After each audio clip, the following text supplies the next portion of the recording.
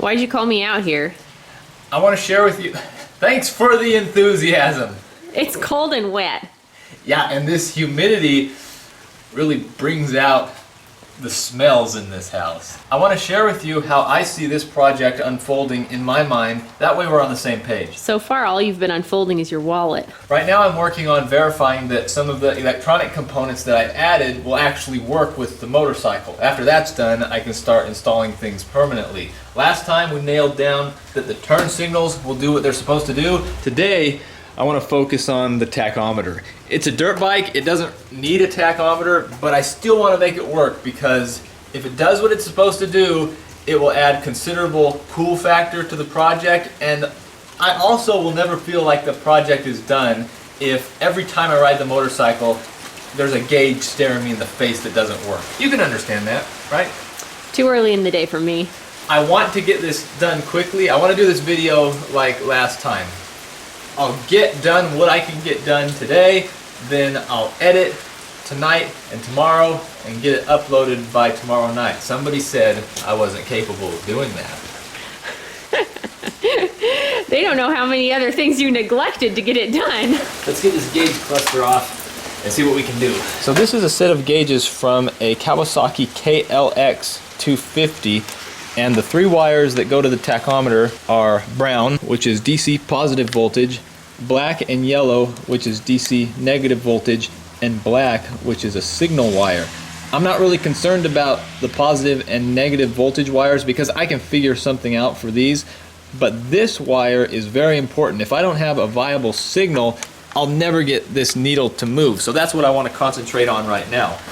In the factory installation for this gauge cluster, the black wire went directly to the coil wire. So I'll just tie into the ignition coil wire on my KDX and see if it works. Do you know what you're doing?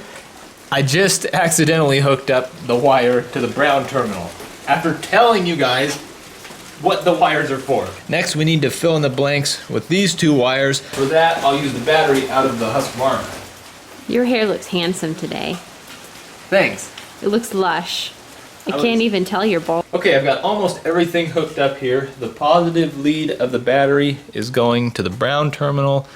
The black terminal is going to the ignition coil on the motorcycle, and I haven't connected the negative yet because if this sparks and burns into a million pieces, I at least want you guys to see. Okay, that's ready to test. When we were cooped up with the motorcycle in the last video, I was really able to tell how much it smoked. I think that's just because I mixed the gas really rich when we initially started the motorcycle because the engine hadn't been started in a long time. But I'm a little bit worried that it's smoking because some of the transmission oil is leaking past a seal into the combustion chamber. I don't think that's the case, but just to calm my fears and find out for sure, I've drained all of the old gas out of the system. You know your motorcycle's had a rough time when it's on an IV. Does that count as a dad joke? I've mixed up some gas at a more reasonable ratio. This is about 25-to-1, which is still rich. It'll smoke a little bit, but if it still spits out a plume, we'll know that some engine work is in our future too. Oh, I've got one. I'm fueling up. I think one of three things will happen when I start the motorcycle. Either the tachometer will work, or it won't work, or the needle will move, but it will be obviously not indicating the correct engine speed. I put the silencer on too, as a courtesy.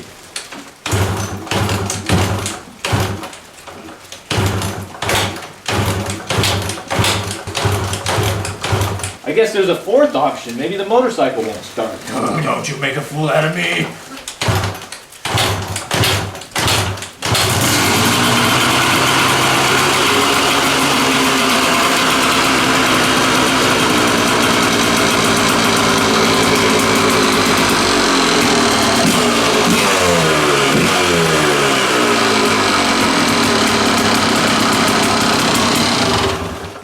Well, I think that's option 2.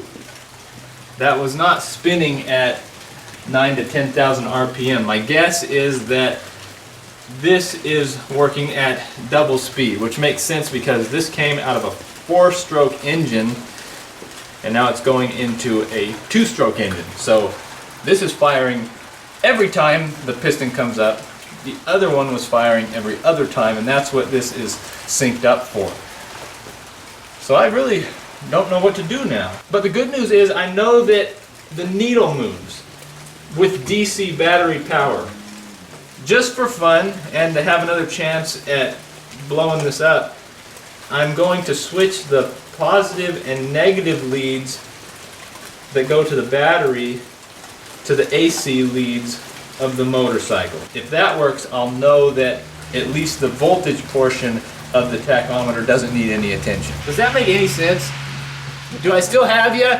Is there anybody still out there? We've got to do it this way. Good times, bad times. If it works here, I'll be really surprised. We're definitely not turning 4,000 RPMs right now. Okay, that's bittersweet. The only problem with this tach is that it's not accurate and useless. This really makes me wonder if the motorcycle is really an AC system. Let's check it once and for all. The squiggly line means AC. If it changes to a solid line with a dotted line underneath, that's DC. So you hold the instruments and I'll start it up.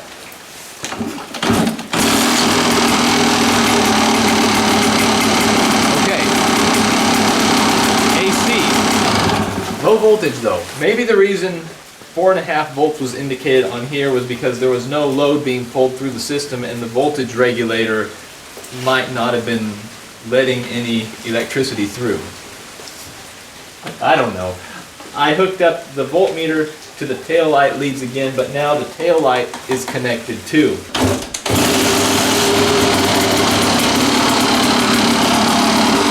Wow, I think I was right. So, depending on the load, that's how much voltage goes through the wires.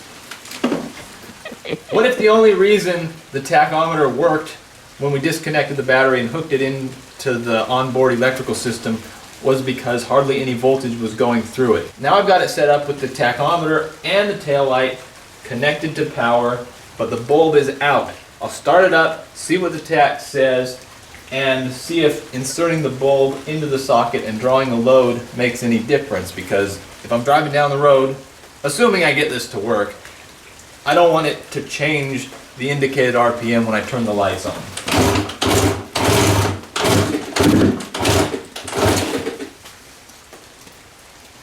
Some days, I didn't film it, but there's something wrong with the gas valve. When it's on, gas doesn't come out. But when it's between on and off, sometimes gas does come out. See? Your motorcycle won't start without fuel, fire, and compression. I didn't think this is what I'd be working on. Master mechanic. Can't get gas to the carburetor. Reserve doesn't work. I bet there's some garbage in there. That's dirty. You should take better care of your things. This was just recently categorized as my thing. I found the problem. It's not a clogged valve. Somebody put this plate on wrong. Here's how it was before with off at the top. But if I look in here, this little channel where gas goes in that position would allow gas from the on tube to come through the outlet. Off would be this position where this flat spot covers up all the holes, like that. Did they see me drop both screws just now? Anyway, here's how the plate is supposed to go. Off over here, reserve over here, on down here. So I was all confused. I don't know how I was able to ride it around. There's gas in the carburetor. What was I even trying to do before all this fuel system issues started? Tach. Start it, check the tach. With the bulb and without the bulb. That's what I was trying to do. So we'll start it without the bulb in, watch what the needle does, and then see if it changes when I add a load to the system.